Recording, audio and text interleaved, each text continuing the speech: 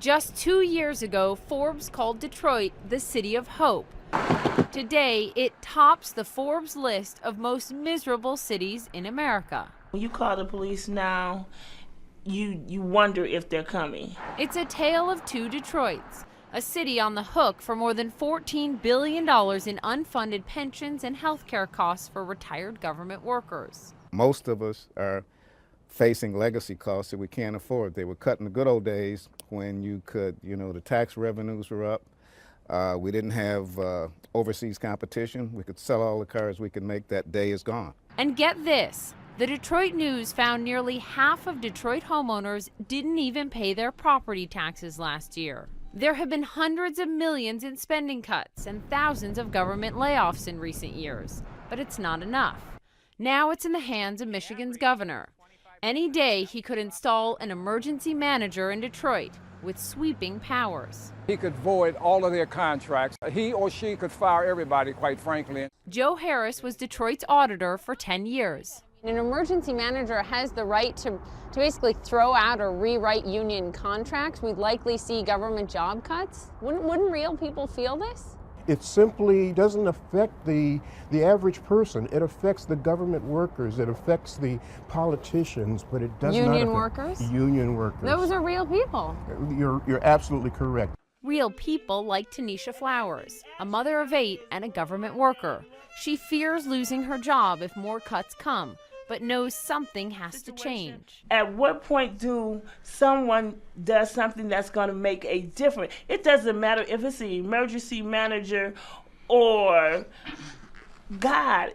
The rescue could also come from the private sector. What will ultimately be looked back at, I believe for decades, will be the story of the greatest American turnaround story in our country's history. You think so? Absolutely. Josh Linkner's company has invested $15 million in tech startups here. People will think he's smart. And he's part of a group that recently bought 15 entire buildings downtown. We're sort of like the Rocky Balboa of cities. We're the underdog fighting for life and glory. So what are Detroit's other options? There's bankruptcy, which would shed debt, but also cost the city millions in legal fees and bring that dreaded stigma. I don't even like mentioning the B word. Or what about even a federal bailout, like New York City got in the 70s? But that was then. I think it's pretty radical. I think it's nonsensical. I believe that if anybody needed to be bailed out, it would be the city of Detroit. But good luck getting a federal bailout through Congress in this political environment.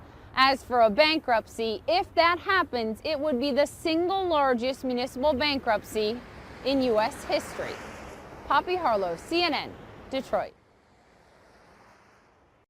What's up, guys? On our recent trip to the Detroit Zoo, we were kind of disturbed at all the litter and all the abandoned homes and all the burned down buildings. So basically I looked up some facts and everything about Detroit that I'm going to share with you guys. My wife happened to record a bunch of footage on the way out from Detroit as we were heading out from Detroit. So you'll get to see a lot of disturbing footage there also. So Detroit has lost 250,000 people in the last 10 years because of the bad economy. Detroit has an unemployment rate of an estimated 50% right now. And Detroit is the third most violent city in the United States. Since 1950, Detroit has lost 50% of its population, leaving a bunch of abandoned homes and abandoned businesses that are burnt down or abandoned and boarded up. A lot of people on Devil's Night will go out and burn houses. It's kind of a thing in Detroit that they just do. And 200 on Devil's Night, 200 houses last year on Devil's Night were burned down. If this footage that you're seeing right here is these project buildings. There's about 5 project buildings that I could see that are actually all abandoned. And bums stay in these abandoned buildings and everything, and these abandoned homes. And they end up creating meth labs. There's a lot of meth labs, a lot of drug trafficking going on in Detroit, a lot of poverty. It's basically Detroit was actually booming back in this day when GM was doing good and everybody had good jobs, and Detroit was one of the most beautiful places to live. It was one of the top financial places, and it all went down when GM went down, and it left behind all the poverty-stricken people that still live in Detroit today. and the families of those people. 7 out of 10 murders in Detroit actually go unsolved. So if you were trying to murder somebody, most likely Detroit would probably be the place. But I'm not saying go murder nobody. But there's 95,000 abandoned homes or burnt down homes in Detroit. And there's 85,000 abandoned businesses in Detroit. Detroit has actually started to make changes about this. A few years back, they said in the next 4 years that they want to take down 10,000 buildings. So far, they've only gotten down 4,000 buildings. But that still doesn't make a dent in the 95,000 abandoned homes and the 85,000 abandoned businesses that are in Detroit. And they're moving pretty slow. And so Detroit is basically an abandoned city, basically, and they want to tear down a lot of these buildings, and they want to start making urban farms. Actually, they want to make Detroit into urban farms. The biggest urban farm city in the world is what they're actually trying to do. The bailout that Obama did a few years back to bail out GM ended up creating 75,000 jobs, but the thing was, those 75,000 jobs were outsourced, and none of the people in the Detroit city actually got to see those jobs. Detroit looks like Hurricane Katrina hit it. It really looks really bad. It looks like just the poverty-stricken people were left behind. This is the only place in America that you can look around and see 30-foot skyscrapers all around you that are abandoned. 1/3 of all businesses and homes are actually abandoned in Detroit. Detroit used to be one of the very best high-class cities in America. So what happened? Graduation rates in Detroit are at 25%. You actually have a better chance of going to prison than actually graduating high school in Detroit. The average price of a home in Detroit is $800. Last year, someone bought a home in Detroit for $1. Detroit is getting so bad that cities that surround it, like the capital city, Lansing, Michigan, and Flint, Michigan, are actually starting to see higher crime rates in their cities. For example, Flint is actually the number 4 most dangerous city to live in America, and Detroit is number 3. It's better than the year previous when Detroit was number 2 and Flint was number 3.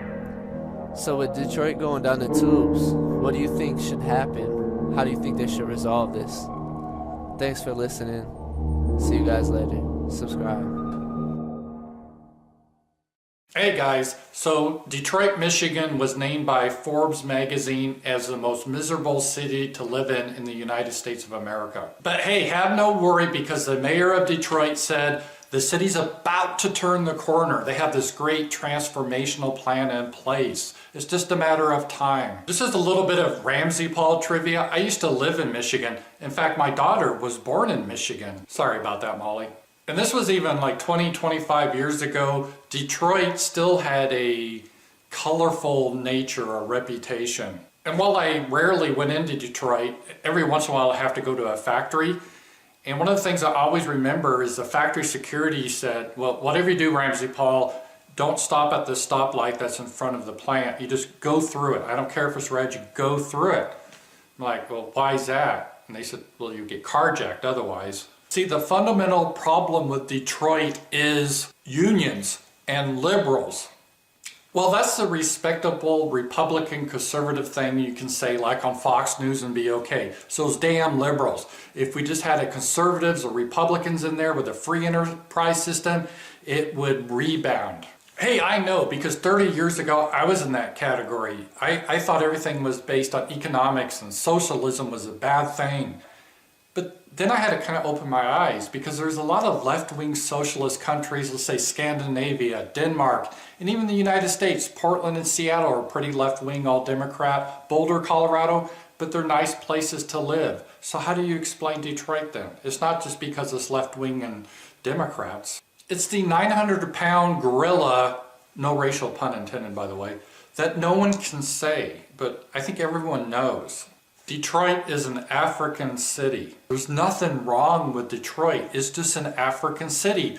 No different than other African cities, whether it's Johannesburg or East St. Louis or Oakland or parts of London. They're all very, very similar because they have the same genetics, the same genes, which brings out the same culture.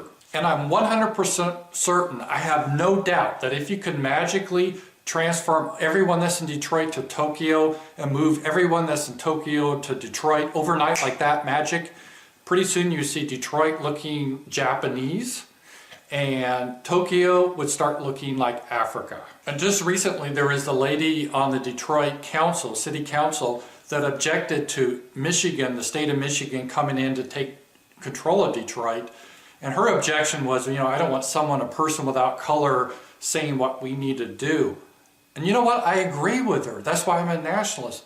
People should be able to have their own cultures the way they wish and live with it. So I am fine with Detroit being youth run. 100% we should stay out of it. In fact, we should extrapolate that further and have our own countries. That's why I'm a nationalist. Because it makes everyone happy. Everyone can have their own culture. And we don't try to make cultures into our own. We allow them to exist the way they are. Talk to you guys later. Michigan Central Station. Detroit's main train station opened in 1913 and has not been used since 1988.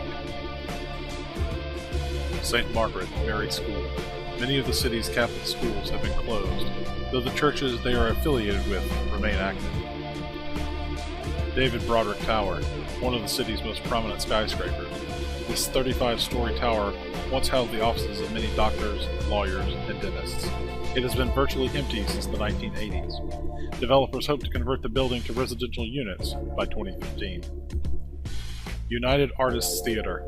The spectacular Spanish Gothic theater, built in 1928, was closed in the 1970s. Lee Plaza Hotel. Once one of the most luxurious residential hotels in Detroit, Lee Plaza closed in the 1990s. Here, one of the rooms from the abandoned Lee Plaza Hotel. Many of its rooms contain furniture and appliances left behind by former tenants. Wilbur Wright School. This public school closed in 2005. Barges of high society, small rafts of tourism and automotive riches, drift afloat in a sprawling sea of urban squalor. A decaying population, a withering industrial base, the ever-present threat of the harrowing squalls of crime. Detroit, a city of duality, a metropolis of dichotomy, half on the brink of utter collapse and half on the precipice of rebirth. It is a city whose potential and potential for ruin make it deadly for mortal and kindred alike. By day, the city crawls along, clinging to vestiges of former greatness and the hopes of rebirth. And by night, claws and fangs wet themselves in the crimson river of the Grand Jihad, and Detroit's kind are moved as pieces upon a chessboard. The rules are simple. Win to survive, or be drowned in the gears that wind the war of ages. The stakes are high, for failure means death or worse. The success only means you get to keep playing the game. And the prize is all that matters. There will be no draw, only winners and the dead. Motown, the Motor City, Detroit, for good or ill, is ripe for the picking.